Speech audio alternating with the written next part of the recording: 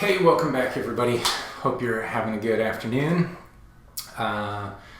We are going to continue along our journey of Unit 3, learning about how neurons work, and today that brings us to membrane potentials. So in our previous lecture we learned a little bit about how neurons work, the structure of the neurons, and we went over some of our basics on electricity. So today we're going to put that, we're going to apply that information and really kind of see how do we get to an action potential, which is the transmission of a signal down the axon and part of our communication that our neurons rely on to talk to another neuron and let that neuron know something needs to happen.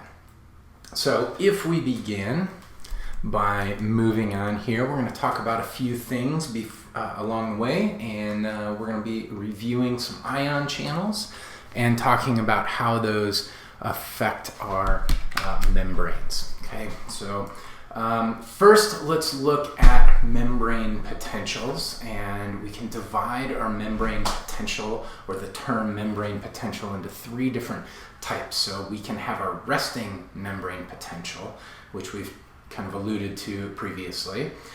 We have our graded potentials, or local potentials, and then we have our action potentials. So we're going to start here talking about our resting membrane potential.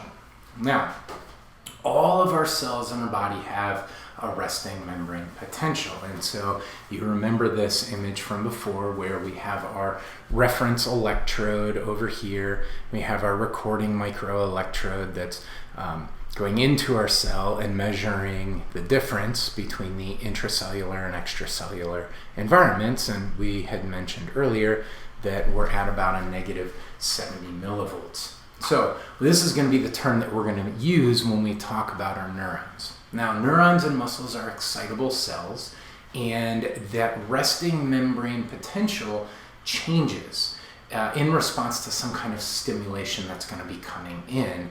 And that change in resting membrane potential eventually can elicit an action potential. And so you can see this diagram over here. When we're talking about resting membrane potential, we're talking about at rest, kind of over time, staying along this negative 70 millivolts. Now, we're going to get into what all this means in the next couple of lectures. So how does this happen? Well, we have to change the permeability of our ions. And so now we're bringing back in Unit 1 when we talked about all those membrane proteins and we talked about diffusion. And so now we're going to see how this affects our resting membrane potentials here. And let me just go ahead and throw on this little laser pointer and have that ready for us. Now there's some key ions you're going to need to know, and we've looked at a lot of these already. We've talked a lot about sodium and potassium. We've talked a little bit about calcium and less so with chloride, but these are going to be our major ions that we're going to be taking a look at. And so these are in the extracellular and the intracellular fluids, and they're going to be flowing across that membrane. Now, normally those ions are going to distribute evenly in a solution. But because we have our neuron, and because we have our membrane of our neuron, that creates a barrier. And if you remember, we talked about semi-permeable membranes. Some things are able to diffuse across, but in our case, ions are not. They have to be regulated by those ion channels. So if we look here, we can see that we have more potassium inside the cell than we do outside the cell, and outside the cell we have a lot of sodium and calcium and chloride. Now you remember the sodium-potassium pump is helping to regulate the concentration of sodium outside and the concentration of potassium inside, and that's making the outside of the cell slightly more positive than the inside of the cell. All right, get out of here, stop sign guy. Ugh. All right, there we go. All right, now let's look at that membrane again. You've seen this image before, and we have some ion channels that are going to open and close, and that's going to allow ions to move down their concentration gradients and flow across that plasma membrane. Now, the two that we're really concerned about are these two in the middle that we've talked about, They'll leak ion channels, and so these are open, and they're always allowing ions to move in or out of the cell. You'll notice that here we have a higher concentration extracellularly. This moves into this channel and then through and into the inside of the cell. Over here to the right, we have a gated ion channel, and those gated ion channels are going to open or close at specific times under certain circumstances. So we'll review that a little bit here. Now, our leak channels, they say that they're always open, but these specific channels actually kind of open and close randomly. But on the cell membrane, we always are having some kind of leakage. So these potassium channels are always diffusing out. This is again going to help monitor that resting membrane potential along with that sodium-potassium pump that is pumping 3 sodium out, 2 potassium in. Now our other channel types that we talked about, this is our voltage-gated ion channels. So they are going to open or close in response to a change in voltage. Now we mentioned that we have a resting membrane potential of -70 millivolts, and as you can see down here in this bottom image, if that voltage becomes a little less negative or a little more positive, that channel will open and allows these ions to pass through. Under normal resting conditions, that stays closed and no ions can make their way through. So again, we're changing in response, we're opening or closing in response to a change in that voltage. Mechanically gated channels, they're going to open or close in response to some kind of physical deformation. So when you're touching something or you're picking something up, you're deforming those little touch receptors, and therefore those little touch receptors open or close in response, and we can have the flow of ions moving through those channels, which is then going to change the millivolts, or that resting membrane potential. And then we have our ligand-gated channels. And again, ligand just means that we're having a chemical binding to that receptor. So you can see in this example, we've got a higher concentration of sodium outside and calcium outside, higher concentration of potassium inside. One neurotransmitter we'll learn about is acetylcholine.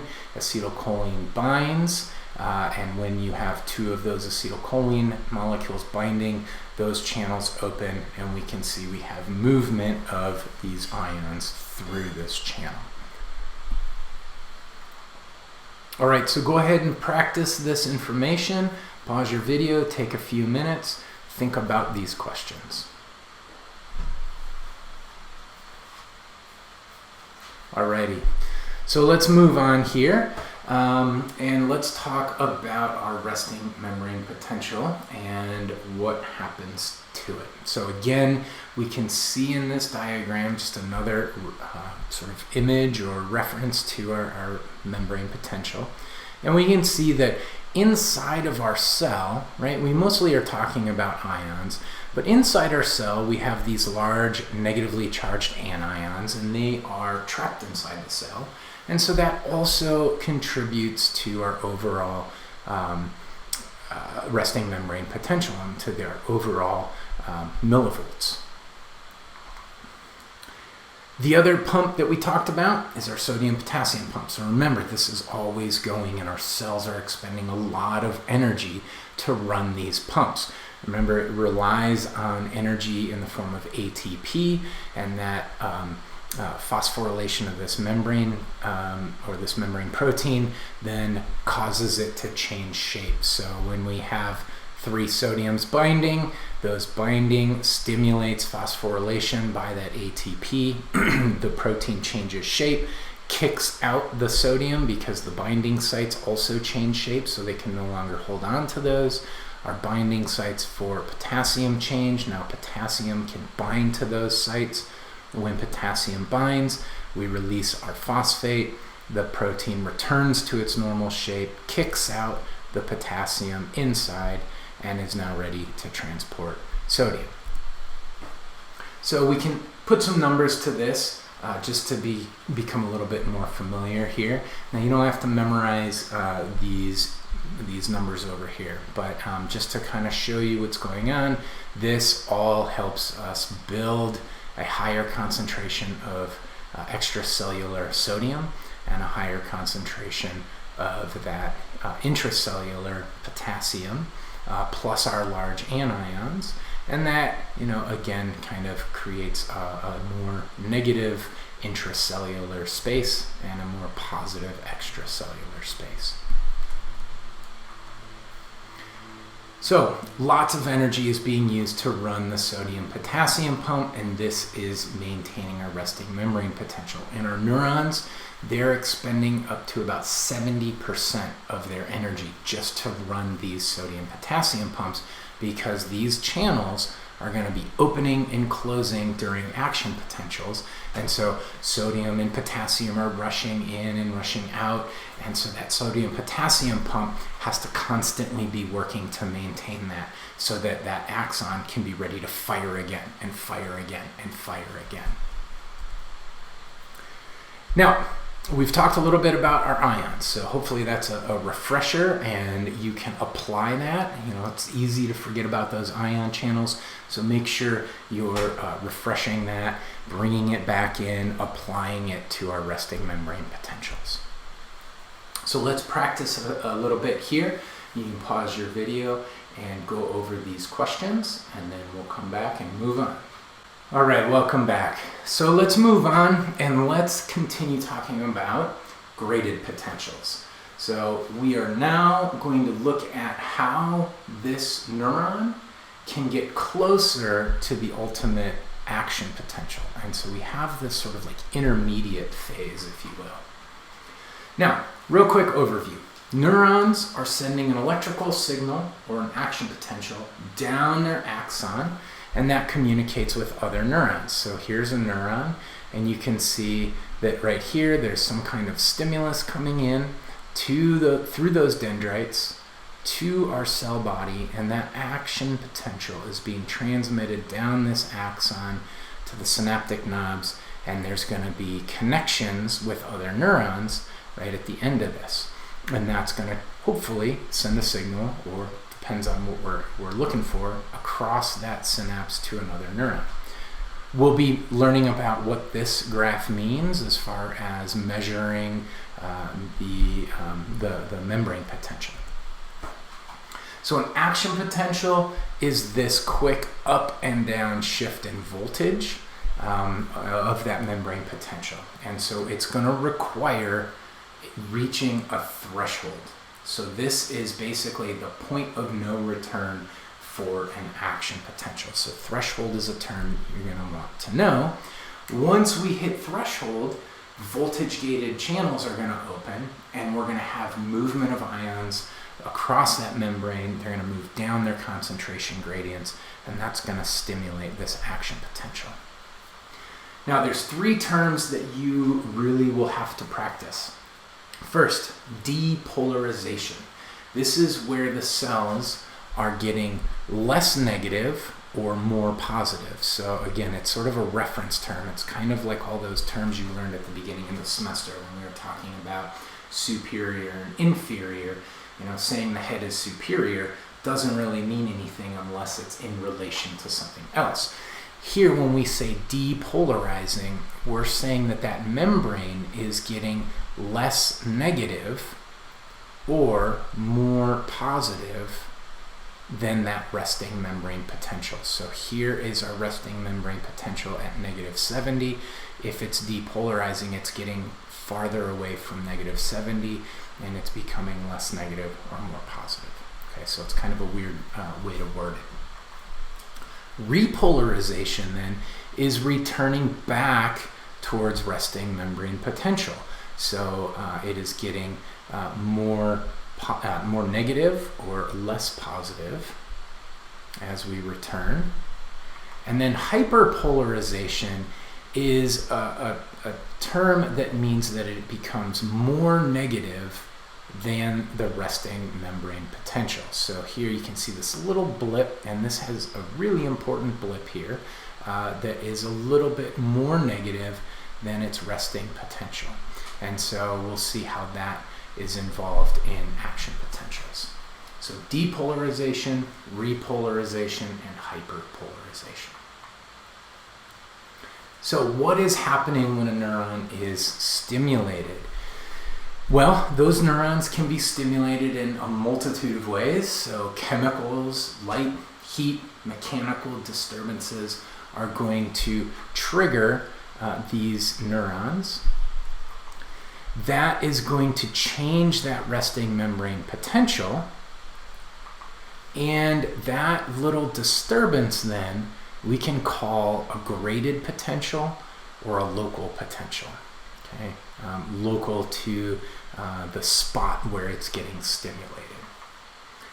So let's look at this in a little more in depth. If we talk about the membrane at resting potential, we see here kind of what we've been going over. Here's our potassium inside the cell, higher concentration.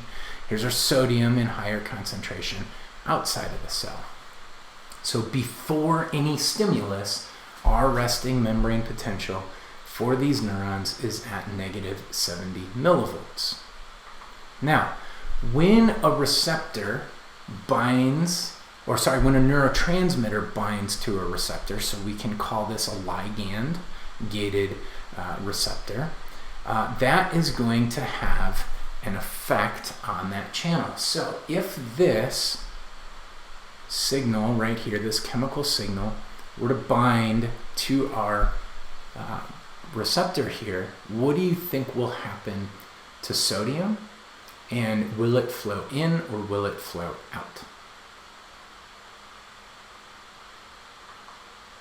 So here it goes, binding, and we see that our protein opens.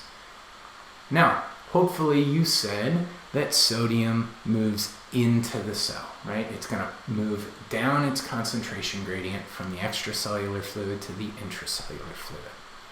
So what is that going to do to the membrane potential now? Well, sodium ions are positively charged, and so if we add more sodium into the cell, then we're adding more positive charges into our cell.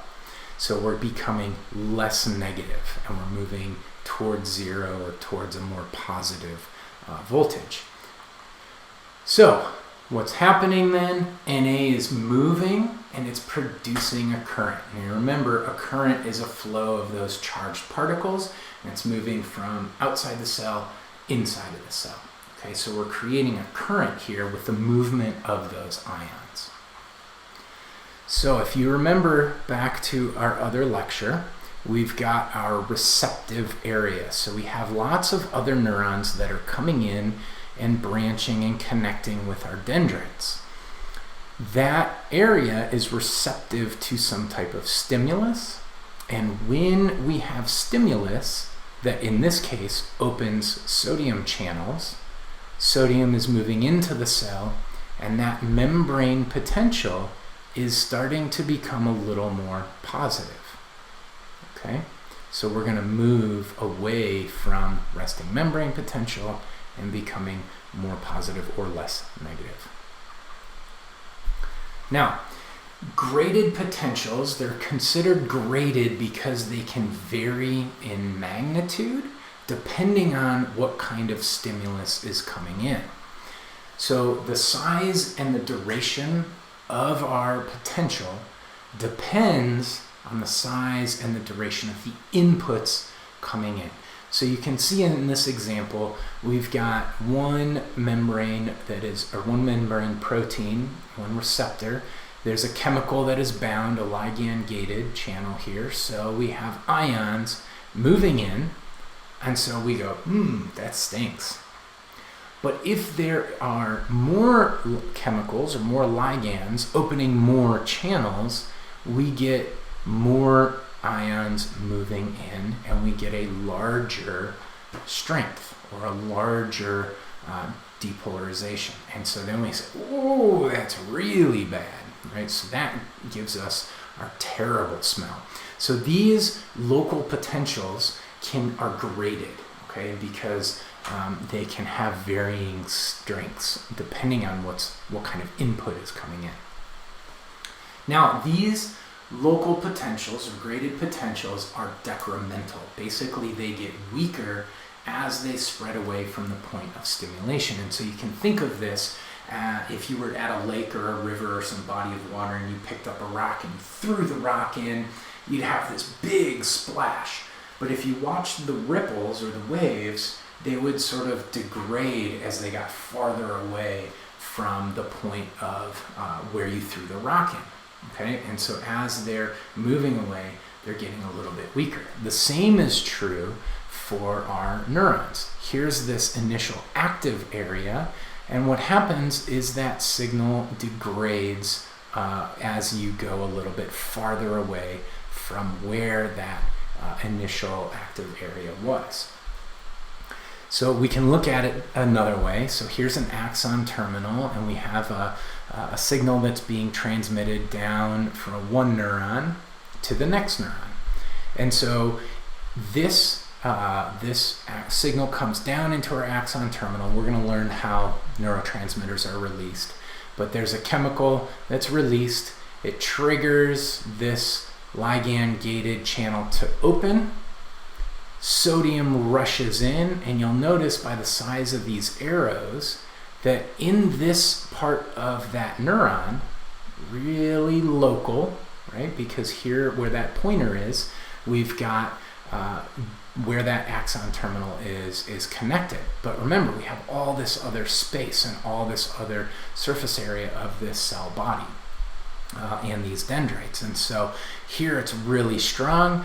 Those ions are going to move along the inside of that membrane, and they move, and sort of that strength of that signal gets weaker. So you can see here we have number 1, and here's our stimulus point. So really strong, a much higher voltage. But if we measure down here at number 5, you can see that that voltage decreases. Okay, so we can say local because they're right in this one area of contact between an axon terminal and the dendrite or cell body. And we can say they're graded because as they move away from that point of contact, they get weaker. They're decremental. Now, these are reversible. So if the stimulation ceases, our cell returns back to our resting membrane potential. So graded potentials can be excitatory or inhibitory.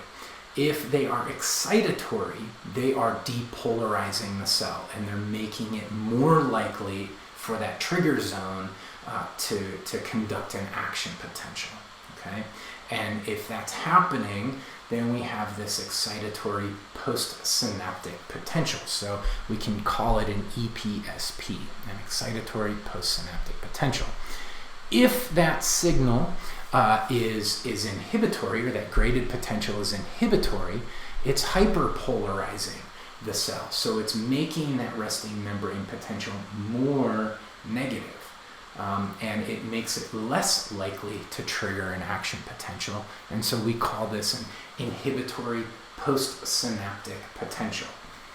Postsynaptic, so we're talking about the neuron after the synapse, and we're saying that it's inhibitory. Okay, just to kind of help you put those terms into some meaning for you. Now, what does that do? Well, that puts us closer or farther away from our threshold. And our threshold is, if you remember, our point of no return for our action potentials. Now, if we look at this graph, there's a lot going on here. All right, let's look and digest this. So here's our resting membrane potential at negative 70 millivolts. Now, if we get a stimulus that comes in to our neuron, that may cause a little bit of depolarization, okay? And so here is our graded potential, right? So This stimulus comes in and it goes back away, right? Remember, it degrades. It's decremental. And so we get this little blip that comes in and makes it a little bit more positive. So right here, we're maybe at about, negative 63 here. If we have a little bit of a larger stimulus, it takes us closer to our threshold, which is our dotted line here in purple. And that causes a little bit more depolarization, but again, we still haven't reached threshold, so nothing is happening. We may also have a stimulus that has a longer duration and lasts a little bit longer and keeps that resting membrane potential almost at negative 61, but again, it still hasn't hit threshold. What we need to have happen is to have a large enough stimulus to get us to threshold so that now we have an action potential. Now, these are our EPSPs, excitatory postsynaptic potentials. Here, if we look at our hyperpolarizing or our IPSPs, we can see the same is true. We have a little stimulus that takes us farther away from resting membrane potential, a stronger stimulus that takes us farther away, or an even stronger stimulus that takes us farther away. And if you think about that, the farther we get away from threshold, the less likely that neuron is going to fire and have an action potential down its axon. Okay, so that brings us to the end of today's lecture. We have talked about our resting membrane potential and our graded potentials. Our next lecture, we're going to look at how those graded potentials, especially the EPSPs, get us to threshold, and then what happens from threshold with our action potential. So go ahead and practice these questions, and I'll see you next time. Have a great afternoon.